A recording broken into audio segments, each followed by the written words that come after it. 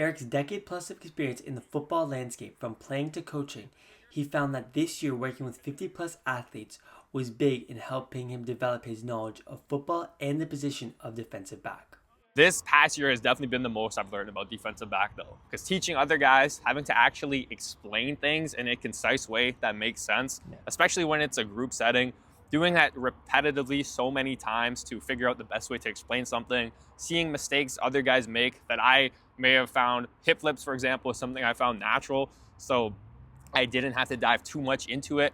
But then when coaching other guys how to be smooth with hip flips, I have to look a lot more at the technique, think about all the feet, pad level, and everything with it, compared to something that other guys might do really natural, such as I'm not as clean as when I was pedaling opening up on a straight line. So that's something that, just for an example, I've had to take a deep dive and look at my own technique and really break everything down. So there's definitely been a giant learning experience from coaching other guys, because I have to be concise, learn the best way to explain it, and make sure that any mistake that probably work with 100 DBs or linebackers now, every session, somebody's going to do something wrong. So I want to identify it, help them as fast as I can, be able to see it right away and coach them up on it.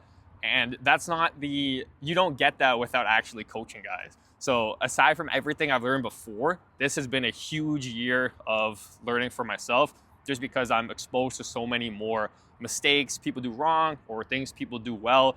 Plus, I'm also watching a lot of film now for just DB receiver play. And while I always watch a bunch of film, but now that I'm making courses inside my app, Lockdown Academy, man coverage course, for example, got 10 different modules for eye discipline, leverage, fit in, look and lead, just all these different things. And I'm looking for teach tape, perfect examples, the best way to coach it up, exactly how you should react or change your technique based off of what the receiver does.